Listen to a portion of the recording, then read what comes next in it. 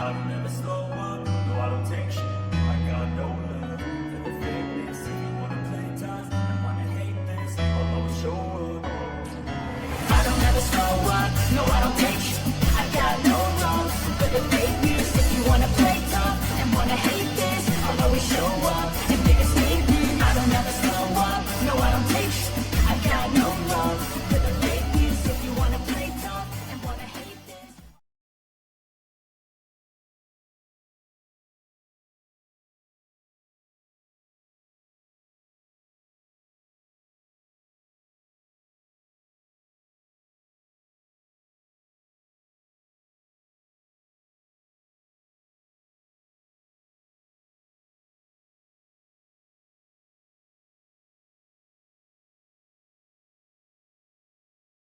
Okay, so let's talk about The Smashing Machine. Not the old 2002 documentary, but the new 2025 film. If you've seen it, or even just the trailer, you probably already know this isn't your typical Dwayne Johnson movie. He's not raising eyebrows, flexing in the jungle, or delivering snappy one-liners. This is something else entirely.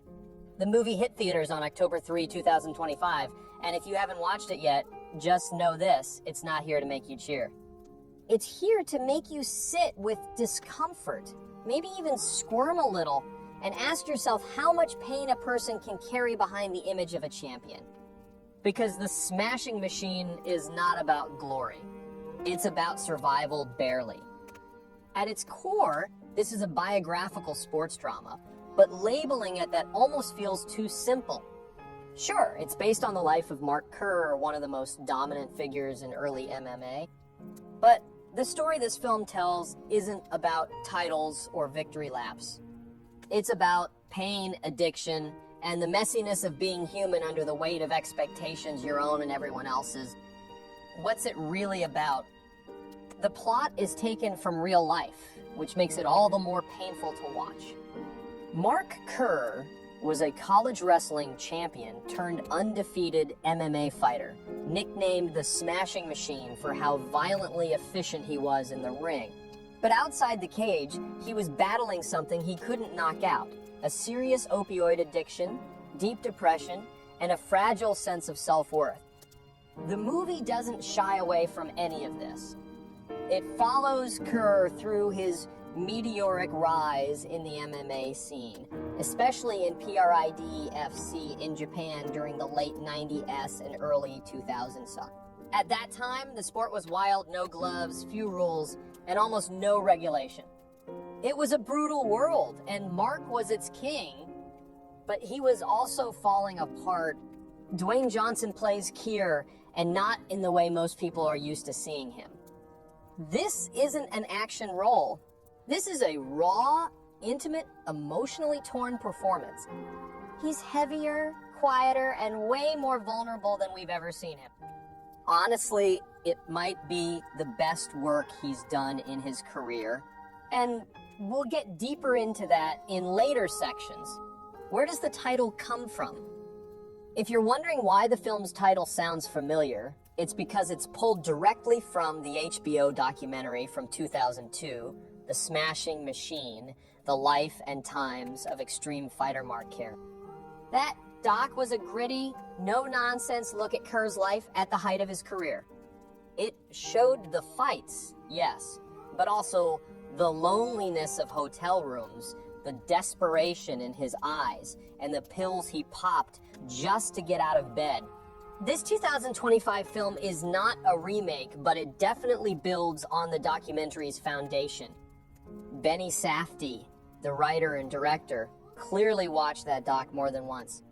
But where the documentary just showed events as they happened, this movie dives into Kerr's head. It's about what it felt like to live that life, not just what it looked like. The time and place, late 90s, early 2007. The film is set during what some people call the Wild West era of MMA. There were no major safety protocols. Fighters didn't even always have weight classes or medical teams. It was raw, unfiltered combat. A lot of the film's tension comes from this environment.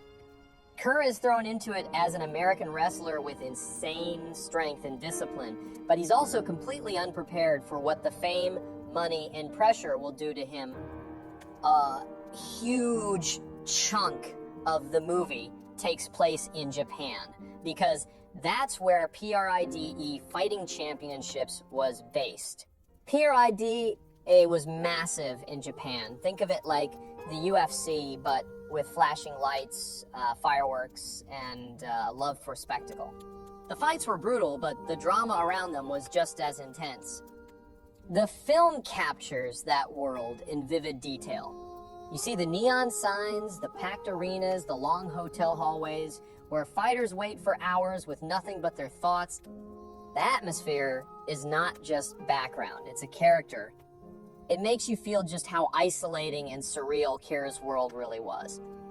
Addiction, pain, and mental health in sports. Here's where things get heavy.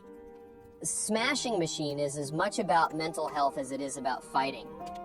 Mark Kerr was addicted to opioids, mainly painkillers, which he started using to keep training and competing through serious injuries. But over time, they weren't just for pain. They were for the anxiety, the fear, the pressure of being the guy. The film doesn't sanitize this.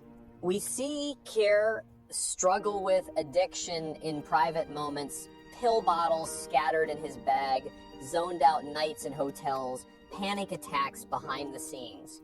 And these aren't exaggerated. In the real world, Kerr has talked about all of it openly. He said in interviews that sometimes he was so out of it before fights, he barely remembered what happened afterward.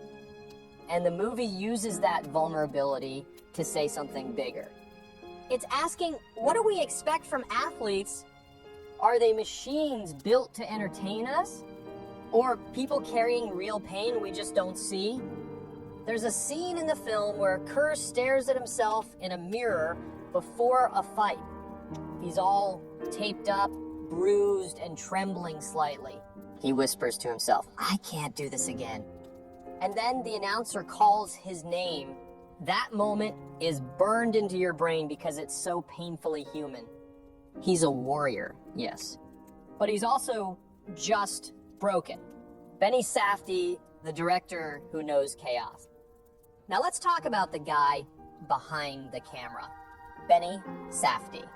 If you've seen Uncut Gems or Good Time, you know the kind of movies he makes. They're fast, intense, anxiety-fueled stories about people who are spiraling. The camera barely gives you room to breathe. And the Smashing Machine has that same energy, but in a very different setting. Safdie brings that chaotic intimacy to this film. He doesn't romanticize Kerr's life. He puts you right there with him in the locker rooms, in the drug-fueled days, in the moments of absolute fear. The movie feels more like a documentary than a drama at times, but that's the point. Safdie wants you to feel trapped with Kerr. No heroic soundtrack. No slow-mo victory laps. Just tension and silence. The cinematography is shot on 16 film, which gives everything a gritty, real texture. You can almost feel the sweat, the blood, the cold tile floors. It's not glossy, it's raw. Dwayne Johnson, this isn't The Rock anymore. We can't skip over how big of a deal this role is for Dwayne Johnson. For years, he's been Hollywood's most bankable action star. Charismatic, funny, indestructible. But here, he's none of those things. This is Dwayne Johnson stripped bare, both physically and emotionally. He gained weight to match Kerr's physique, not the chiseled superhero body we usually see. But it's not just about the look. He acts differently. His voice is lower, quieter. His eyes are tired. He carries a kind of sadness in his posture that feels so real. It's hard to believe it's the same guy who played Black Adam. And it works. Johnson said in interviews that this film scared him because it was so personal and vulnerable. You can tell He doesn't play Keir like a legend. He plays him like a man who's falling apart and trying to hold the pieces together with his bare hands. There's a scene where Kerr, completely high and emotionally numb, talks to his girlfriend Dawn, played by Emily Blunt, over the phone. She's begging him to come home. He says nothing, just breathes. That pause says more than any monologue ever could. It's painful. It's honest. What this analysis will cover. So, what are we doing here? We're gonna dig deep. Not just a casual review. We're breaking down the production, the performances, the cinematic style, and most importantly, the themes that make this story stick with you long after the credits roll. We'll talk about how this movie portrays addiction without turning it into a cliche. We'll look at how it tackles masculinity, not the chest-puffing kind, but the fear-driven, don't let them see you cry kind. We'll examine the visual choices, the use of silence, the grainy close-ups, the way chaos builds without any music. We'll also compare this film to the real-life Mark Keir, the original documentary, and what it says about athletes who get forgotten once the lights go out. And yes, we'll talk about fighting. The choreography, the sound design, the way punches land like bricks. But more importantly, we'll explore what those fights mean, how they mirror Keir's inner war, and how each win feels less like a triumph and more like a warning. So, how did this smashing machine even get made? I mean, think about it.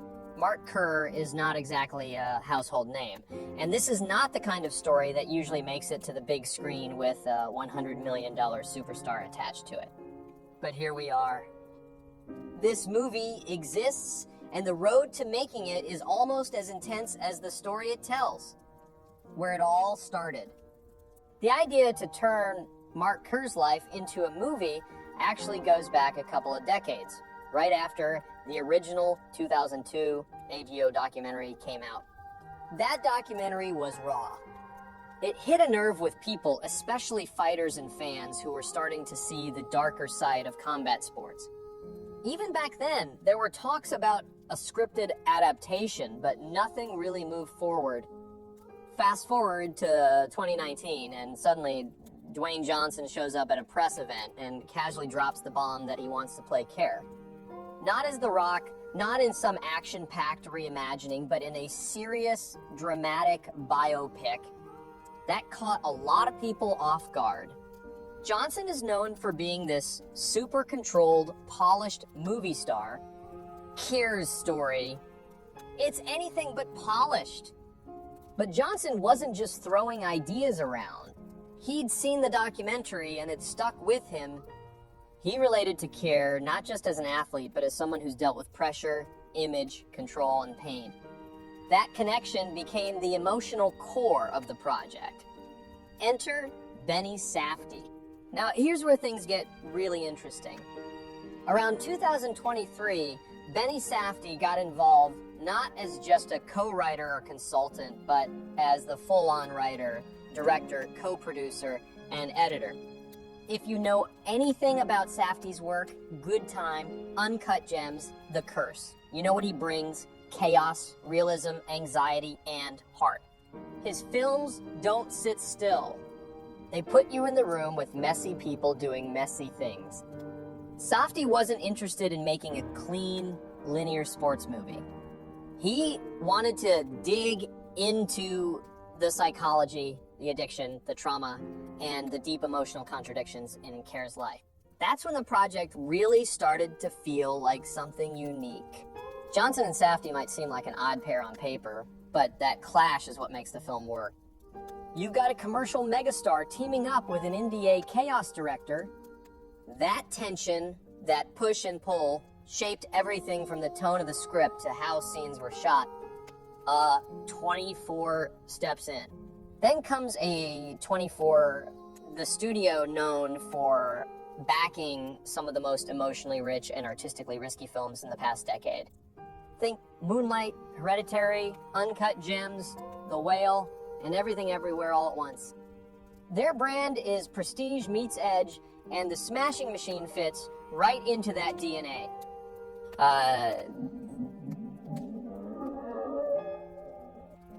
It also told the world this isn't just another sports movie.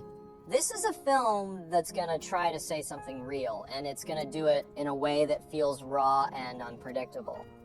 They gave Safdie the freedom to shoot on 16mm film, embrace a near documentary style, and cast real fighters alongside actors.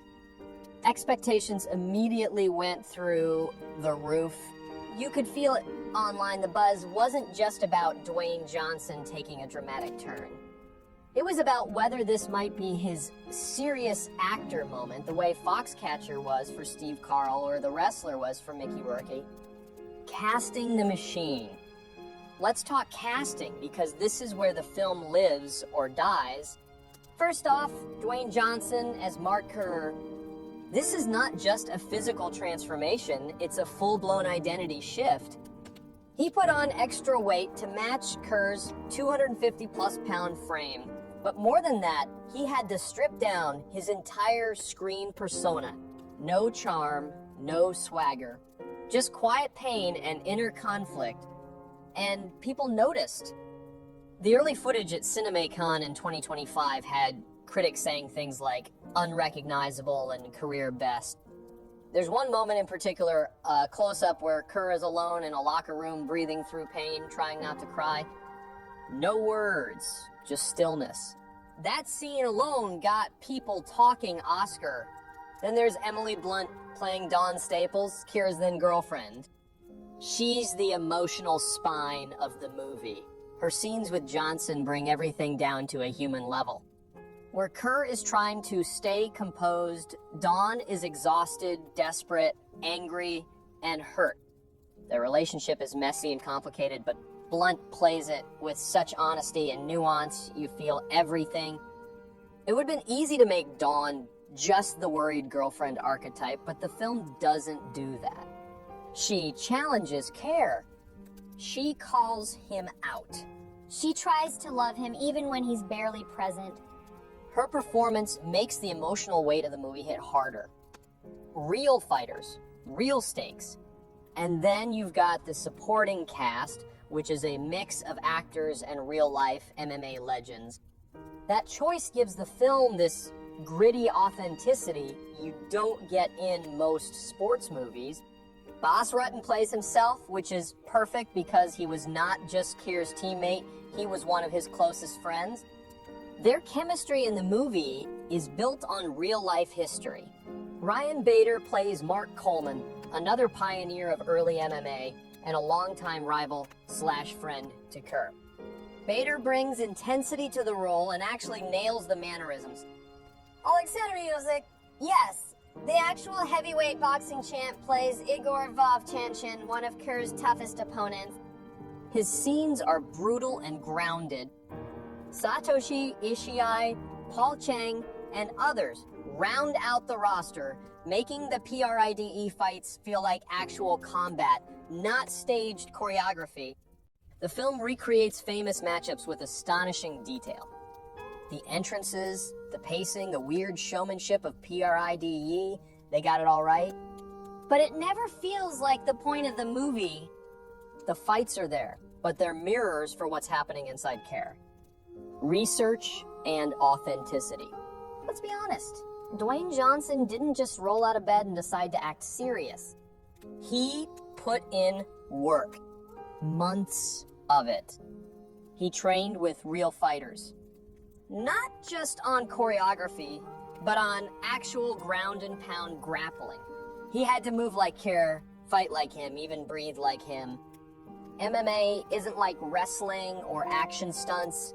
It's technical, it's brutal, and you can't fake exhaustion. Johnson's transformation wasn't just physical, it was psychological.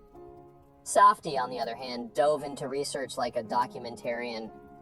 He watched hundreds of hours of interviews, fight footage, backstage clips, everything he could get on Kerr and that era of MMA.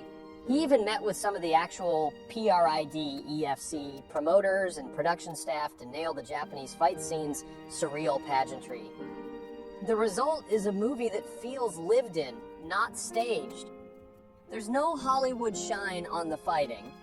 It's ugly. It's exhausting. It's real. Even the lighting in the locker rooms, the echo of the arena tunnel, the plastic feel of the hotel water bottles, it's all been recreated down to the smallest detail. Filming locations and time period. One of the most powerful things about the Smashing Machine is how real it feels, not just emotionally, but physically.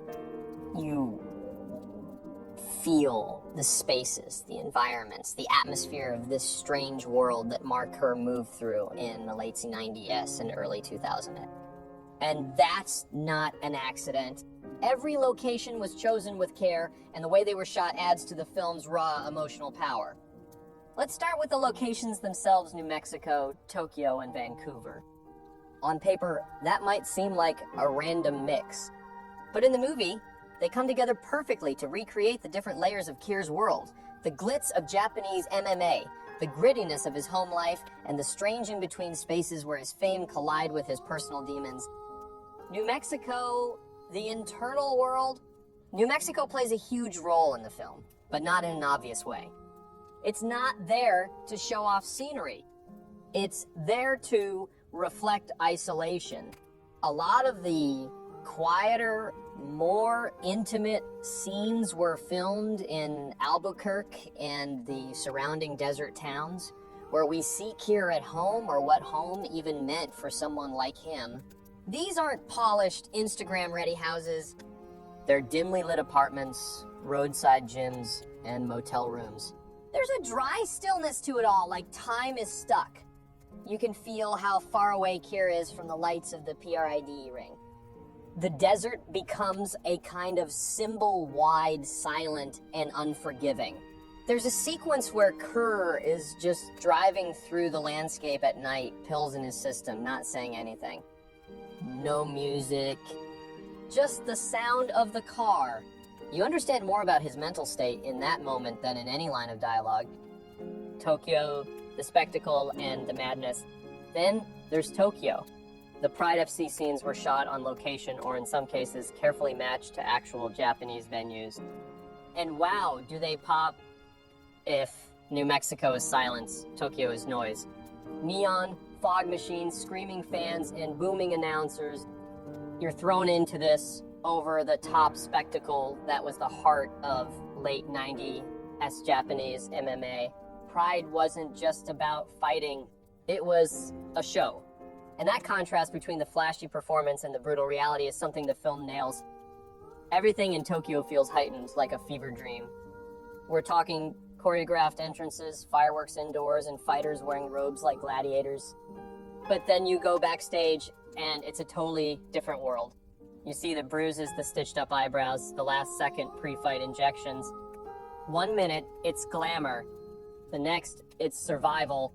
There's a powerful scene where Kerr stands in the tunnel waiting to walk out. You can hear the bass pounding in the arena. He's surrounded by handlers and lights, but he's alone. Completely alone. His breathing is shaky. The walls feel like they're closing in. You don't need narration to understand what's going on inside him. Tokyo becomes a stage not just for combat, but for psychological unraveling. Vancouver, the middle ground. Vancouver was used as a kind of chameleon location. It stood in for you. Cities like Las Vegas and New York, especially during flashbacks to early UFC events and sponsor appearances, it's where we see the more corporate side of MMA media tours, junkets, backstage deals, and rehab visit. Vancouver's versatility helps the film move between tones. In one scene, you're watching Keir do an ESPN interview in a fancy hotel. In another, he's in a hospital hallway being told he's overdosed again. It's less about where he is geographically and more about where he is mentally. Together, these locations build a full picture of Keir's fractured world: the ring, the hotel room, the pain clinic, the car, the stage. None of them feel like home, and that's exactly the point. Cinematography, film format, that 16mm grit. If you've seen a Safdie film before, you know what to expect visually: fast cuts, zooms, handheld chaos. But for the Smashing Machine, things get a little more nostalgic. That's thanks to Maxo Bishop, the cinematographer, and a bold choice to shoot on 16mm film. Let's talk about that for a second. 16mm isn't clean. It's not slick. It gives you grain, texture, imperfection, and that's perfect for this story. You're not supposed to feel like you're watching a polished sports movie. You're supposed to feel like you've stumbled into someone's personal home videos, unfiltered and messy. Scenes in locker rooms have this faded, almost smoky look. The light flickers in weird ways. The shadows don't behave. It adds to the anxiety, the feeling that anything can happen at any time. When Kara's backstage, sweating through withdrawal, the grain makes you feel like the camera itself is shaking. During fight scenes, the choice really shines. The hits feel heavier because there's no digital smoothness. You hear skin slap, you see sweat spray. It's visceral. There's also a kind of dreamlike quality to some flashbacks, especially the ones with Dawn, played by Emily Blunt. The way light spills into the frame, the way focus slips just slightly, it all feels like memory, like we're seeing fragments of something Care is trying to hold on to. Music and sound, not what you expect. Here's where the film really breaks the mold, the music. Instead of going with some generic sports movie soundtrack, lots of dramatic strings and inspirational montages, they brought in Nala Sinefro, a Belgian Caribbean jazz artist known for ambient, almost spiritual music. Her score is not what you'd expect in a movie full of fighters and violence. It's soft, minimal, almost like a lullaby at times. And that's the genius of it. The music doesn't tell you how to feel, it just sits with you. There's a recurring theme, a kind of pulsing harp loop that plays during Kara's quiet moments. It's haunting, like something you'd hear in a dream. No drums. No rhythm pushing you forward, just this floating sound that says you're drifting. It makes you feel what Kerr feels, disconnected, numb, weightless. During the fight scenes, Sinefro doesn't do what most composers would. She doesn't go big. Instead, she pulls back. The soundtrack fades into near silence, letting you focus on grunts, impacts, breath. Sometimes there's no music at all, just the roar of the crowd and the dull thud of fists on flesh. It's an unusual choice, but it works. It's not about hype, it's about consequences. When you combine these elements, the grounded locations, the 16 brain, the ambient jazz, you get a movie that feels different. It's not trying to be exciting in the traditional sense. It's trying to show a life in all its chaos, beauty, and pain. That's what makes The Smashing Machine more than a sports biopic. It's not just a movie about fights, it's a movie about what's left after the fight ends. Detailed plot, summary, ascent, and fame. The movie doesn't waste time with a big, flashy setup. It drops us into Mark Kerr's world with the same intensity he brought to the mat, fast, physical, and overwhelming. One of the first things you notice, the guy wasn't just talented. He was built for this. A freak athlete. But the film also makes it clear right away, behind the dominance was a man constantly trying to keep it together. The wrestler. We start with flashbacks to Kerr's college wrestling days at Syracuse. Grainy, home video style footage rolls over a voiceover from an old coach describing him as relentless and scary strong. These scenes are brief but punchy, young Kerr smashing through opponents, fans screaming, sweat pouring off him. You get the sense that he wasn't just good at wrestling, he needed it. It gave him structure, purpose. There's a moment in the locker room where he's sitting alone, head down, headphones on. Someone congratulates him. He doesn't even look up. You can already see it winning doesn't make him feel better. It just means the next fight is coming, the entry into MMA. Kerr's move into MMA feels more like a stumble than a planned step. A friend pushes him into signing up for one of the early UFC tournaments back when there were barely any rules. The movie captures this perfectly dudes fighting in cages, no gloves, mismatched weight classes. It feels raw and chaotic. And Kerr, he tears through the competition like a machine. In his debut, he lifts a guy clean off the ground and slams him unconscious in under a minute. No hesitation, no mercy. It's brutal and a bit uncomfortable to watch, but that's the point. You start to see that violence isn't just a job for him, it's the only place he feels like he's in control. This section of the film is fast-paced, almost dizzying. Fight after fight. Interview after interview. Reporters start calling him the smashing machine. A montage shows him training, getting handed sponsorship deals, appearing on talk shows where he clearly doesn't feel comfortable. He fakes smiles. He stares too long at nothing. His coach tells him to loosen up, but Kerr never really does. Meeting Dawn. Somewhere in the middle of the chaos, he meets Dawn Staples, played by Emily Blunt, and her introduction couldn't be better timed. She's smart, grounded, and nothing like the people circling around Kerr.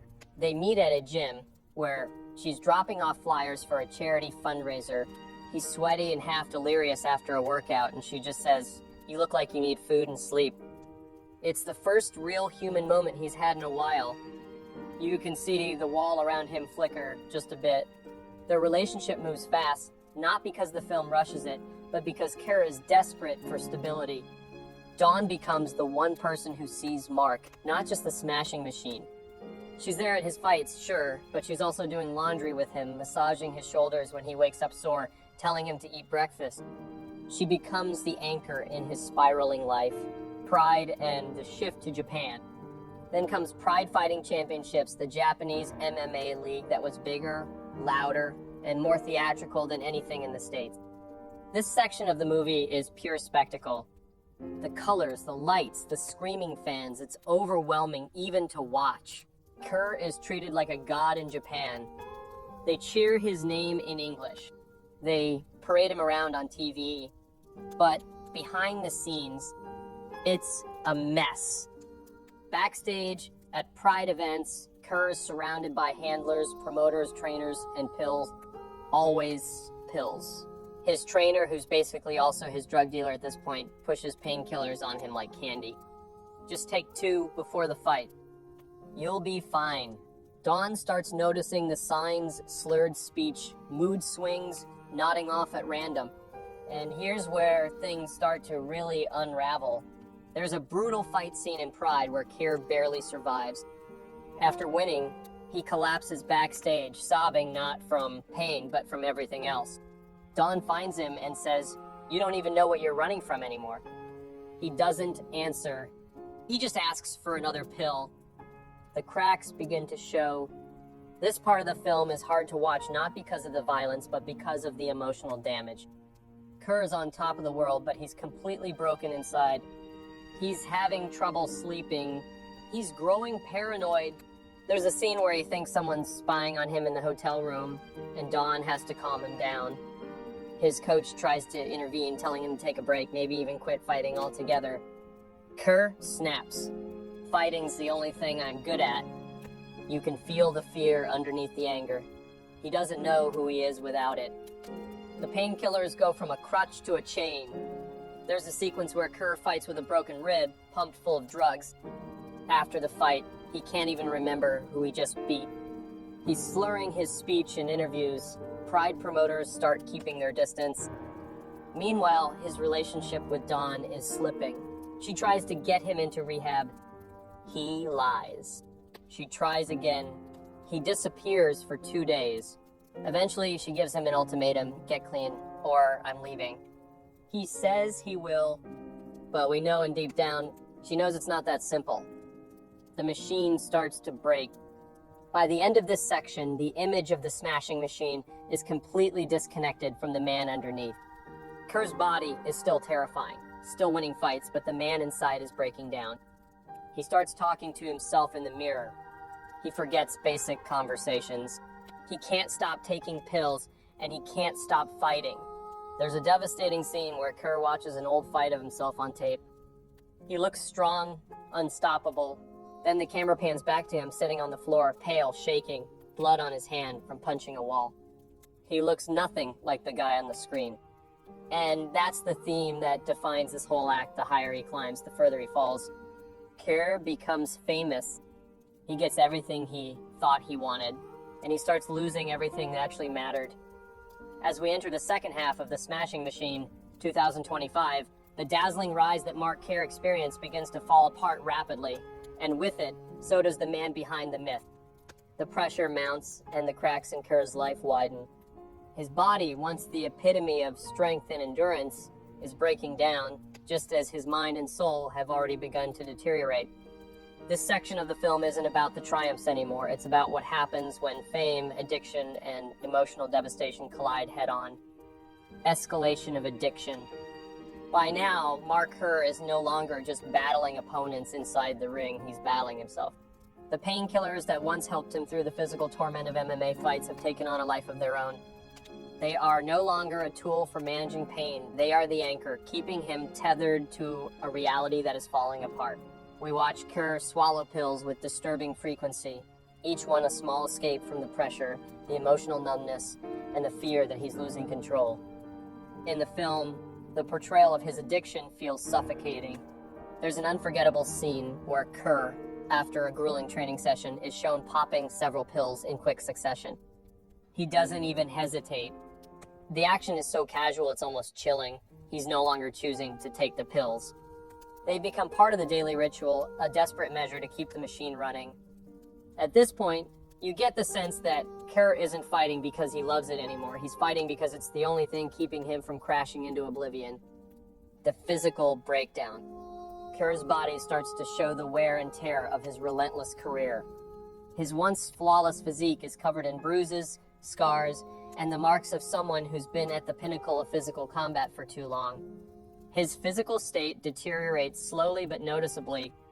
In one particularly painful sequence, he struggles to get out of bed in the morning. The camera lingers on his stiff joints, his disoriented eyes, and the slow, deliberate movements that once would have been quick and smooth. In a conversation with his trainer, Bass Rutten, played by himself, Kerr's vulnerability is laid bare. Rutten, who has been through his own battles with injuries and recovery, tries to talk some sense into Kerr, advising him to stop pushing his body beyond its limits. You're not a machine, Mark. You've got to take care of yourself. But Kerr's response is predictable, the words that come from his mouth a bitter reminder that he's long past the point of reason. The fans expect me to fight. The promoters expect me to fight, he says, a hollow resignation in his voice. If I stop now, what do I even have left? Rutten's concern is clear, but Kerr's inability to see the truth of his situation creates a chasm between them. The fight scenes in this section are intense and raw, but they're a stark contrast to what we saw earlier in the film. Kerr isn't dominating these fights. He's barely getting by. In one fight, he's knocked out cold, not because his opponent is superior, but because his body simply can't keep up anymore. Conflict with Pride promoters. As Kerr's health continues to spiral, so too does his relationship with the Pride promoters. The film does an excellent job of showing the darker side of the sport, how the people pulling the strings care more about ticket sales and spectacle than the well-being of their fighters. At this point, Pride doesn't care about Kerr's condition. They care that he's a draw. His fight losses start to become a problem, but not because they're jeopardizing his health, they're jeopardizing the brand. There's a tense meeting where the Pride higher-ups tell Kerr that they're considering pulling him from the big upcoming event because he's slipping. Kerr, desperate to maintain his status as the smashing machine, agrees to fight despite knowing he's not physically or mentally capable. He's in denial, believing that if he doesn't fight, he will lose everything. The scene where he gets into the ring again, visibly shaking, is haunting. You can see his eyes darting around in panic as the roar of the crowd becomes a distant echo in his mind. His entire identity has been consumed by his persona, and the moment he's about to lose that is the moment he fears most. His downfall is inescapable, but his pride keeps him from accepting the truth. Tension in his relationship with Dawn. Meanwhile, his relationship with Dawn deteriorates at an alarming rate. She's been by his side through thick and thin, but the emotional toll watching the man she loves destroy himself is too much. Emily Blunt's portrayal of Dawn is poignant. She isn't just playing the role of the supportive girlfriend. She's a woman who's struggling with a partner who refuses to let go of his demons. She can see the pain in him, and yet she can't reach him. The emotional distance between them grows, and the tension between them feels like a slow burn throughout this section. In one emotionally charged scene, Dawn confronts Keir after finding him unconscious on the bathroom floor following a drug overdose. Tears well in her eyes as she tries to shake him awake. "Mark, please, I can't keep doing this," she pleads. "You don't have to fight anymore. You're killing yourself." But Keir, in a haze, just mutters, "I don't know who I am if I'm not fighting." It's clear at this point that the relationship is irreparably fractured. Dawn's face crumples as she walks out of their apartment for the last time. And in that moment that she's given up. She can't love him through his addiction. She can't fix him. Key turning points, major fight losses, overdoses, and breakdowns. Kerr's downfall hits a pivotal moment after a crushing fight loss. This time, he's not knocked out by a stronger opponent. He's knocked out by his own body giving out. After the fight, Keir doesn't even make it to the locker room before collapsing on the floor. He's barely conscious. Blood oozes from his lips, but it's his eyes that tell the real story. There's nothing left. The film doesn't shy away from showing the aftermath of this loss either. Keir's body is broken, and so is his sense of self. He's washed up. At least that's what the film wants us to feel. The disarray of his life is summed up in a scene where he checks himself into a hospital after another overdose. He's scared, shaking, and alone. This sequence is among the most intense in the film as we watch Keir struggle to accept what he's become. We see him in a cold hospital room, disoriented, lying in bed with the sound of machines beeping in the background. His face is gaunt and his skin pale, the image of a man who has been to the edge and is now teetering over it. The realization hits him like a wave. He has no control anymore. In the aftermath of the overdose, Keir's final breakdown happens. This is when the audience is truly forced to reckon with the man behind the machine. There's no more bravado, no more fighting. He's alone, and his addiction has taken everything from him. There's a powerful scene where he finally has an honest conversation with himself, staring into the mirror, his voice barely a whisper. "I wanted to be remembered. I wanted to be something. Now I'm nothing." The final act of this section is about accepting the collapse, about the struggle to confront a life spent trying to outrun the inevitable. And the smashing machine doesn't offer easy answers.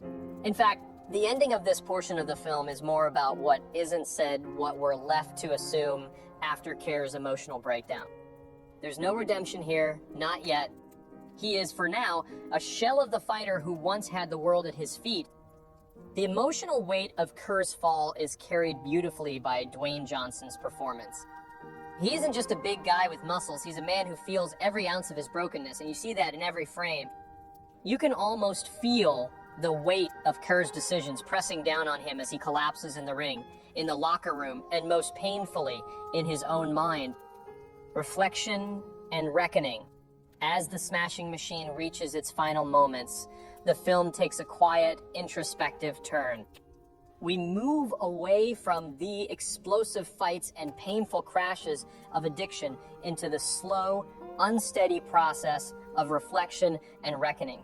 Mark Keir, now worn thin by years of abuse, both physical and emotional, finally faces the devastating truth about who he has become and, more importantly, who he could still be. In the aftermath of his breakdown, Keir is shown at a crossroads. There's no grand moment of heroic redemption. Instead, the film presents a character-driven ending that mirrors the internal battle many face when they realize the life they've built has been one of self-destruction. His identity, once tightly bound to his status as a fighter, has eroded. No longer does he recognize the man he's become. The mirror, which once reflected a dominant athlete, now reflects a broken man unsure of his future, but desperately searching for a way to reclaim his sense of self. The final scenes are subtle, almost haunting in their simplicity. There are no easy answers or grand gestures. Keir's emotional awakening is a gradual one. The film closes, not with a celebration of his recovery, but with him walking into the unknown, still uncertain, still grappling with the person he's been, and unsure of the man he hopes to become. A quiet montage shows Kerr sitting in a small empty gym, the lights flickering overhead, the shadows creeping in on him. He's no longer fighting in the cage, but the fight inside him is far from over. Perhaps the most poignant moment comes when Kerr, for the first time in the film, allows himself to simply be sitting alone, with no fight on the horizon, no adrenaline pushing him forward. His eyes are tired, haunted even, but there's a flicker of something, perhaps hope, or the faintest spark of self-awareness that suggests he may be beginning the painful, slow road toward understanding who he is without the machine. The film refuses to tie up Kerr's story with a bow. It's not about a triumphant return to the sport or perfect recovery. Instead, the smashing machine leaves us with the sobering reality of a man still figuring it out, still facing his demons, and learning to live without the title of champion or the chaos that once defined him. It's a reflection of life itself, messy, incomplete, but undeniably human. Character analysis: Mark Kerr, Dwayne Johnson, the Broken Warrior. Mark Kerr's journey in the Smashing Machine is a tale of stark contrast. Inside the MMA cage, he's a powerhouse, an unstoppable force in the early days of the sport. But outside the ring, he's vulnerable, fractured by the weight of his addictions and emotional turmoil. Dwayne Johnson's portrayal of Kerr delves deep into the complexities of this duality. On the surface, Kerr is everything you expect from a dominant fighter, muscular, imposing, unbreakable.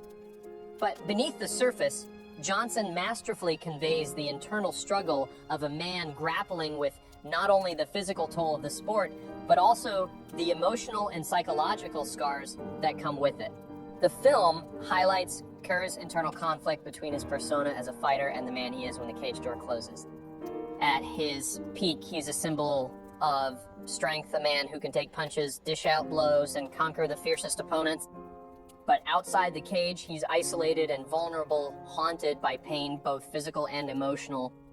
This contradiction is where Johnson's performance shines. He is able to capture Kerr's raw physicality, giving us a fighter who moves like a force of nature. But when he steps outside the ring, his body language shifts, conveying the emotional weight that burdens him. What makes Johnson's portrayal so powerful is how he balances this external strength with subtle internal restraint. It's in his eyes, in the quiet moments when Kerr is alone, reflecting on his deteriorating life. The cracks in Kerr's facade start to show not through obvious breakdowns, but through small gestures. A clenched jaw, a pause before speaking. These nuanced moments convey the deep pain of a man who is forced to keep his emotions in check, not just by the demands of his profession, but by his own emotional repression. There's a constant tension in his performance, the inner turmoil of a man who is slowly coming apart, but who refuses to acknowledge or express that pain until it consumes him entirely. Kerr's addiction to painkillers becomes a metaphor for his inability to cope with his mental health struggles. In the ring, pain is something to endure, something to push through. But outside of it, Kerr is overwhelmed by his inability to control what's happening to him. He needs the fight to maintain his sense of purpose, yet the act of fighting is slowly destroying him. Johnson captures this internal spiral beautifully. His eyes reflect a man trying to hold on to his identity, but it's slipping through his fingers. The most telling part of Kerr's character arc and Johnson's performance is the emotional vulnerability that emerges in the final scenes of the film. It's not a traditional redemption arc. Rather, Kerr's reckoning with his trauma feels painfully authentic. There's no magical recovery. There's only the slow, sometimes agonizing realization that the fight is no longer about physical dominance, but about survival. Johnson's portrayal doesn't promise a happy ending, but it offers a glimmer of hope in Kerr's willingness to confront the inner turmoil he's avoided for so long. It's a raw, powerful performance, one that demands empathy for a man who is far from perfect but still trying to find his way. Dawn Staples, Emily Blunt, the anchor. Dawn Staples, played by Emily Blunt, serves as the emotional backbone of the Smashing Machine, acting as both a counterpoint to Mark Kerr's violent world and a mirror to his inner turmoil. Her role in the narrative is crucial. not only as Kerr's wife, but also as a symbol of the external world trying to reach through Kerr's isolation.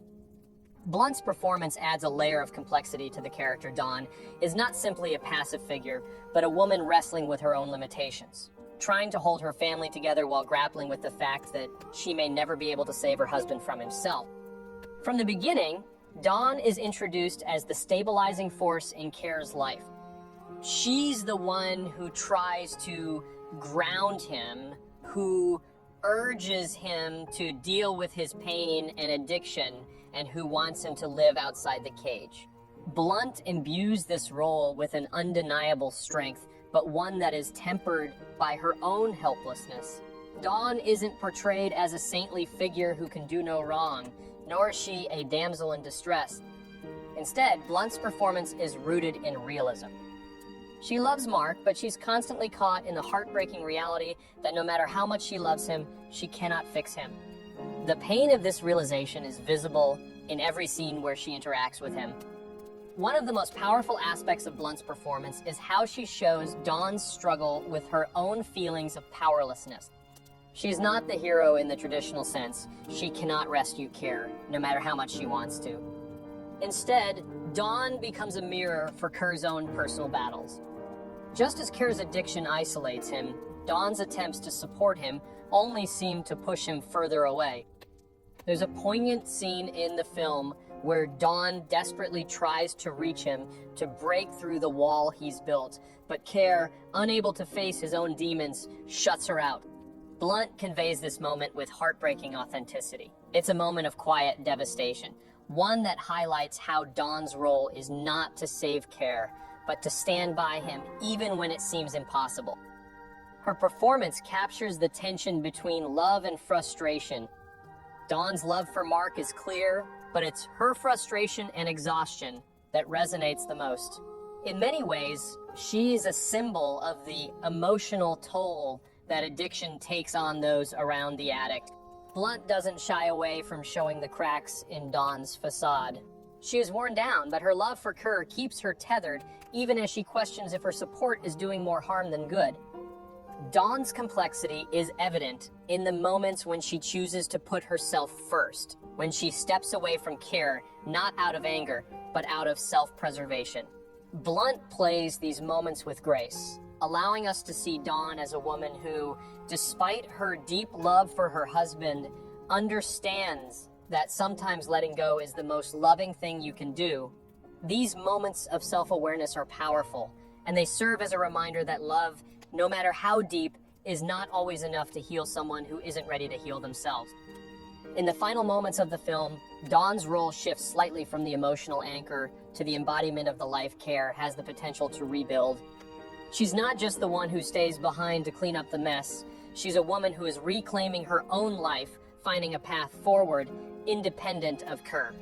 It's not a neat, conclusive resolution, but Blunt leaves us with a sense of hope for Dawn, and by extension for Mark.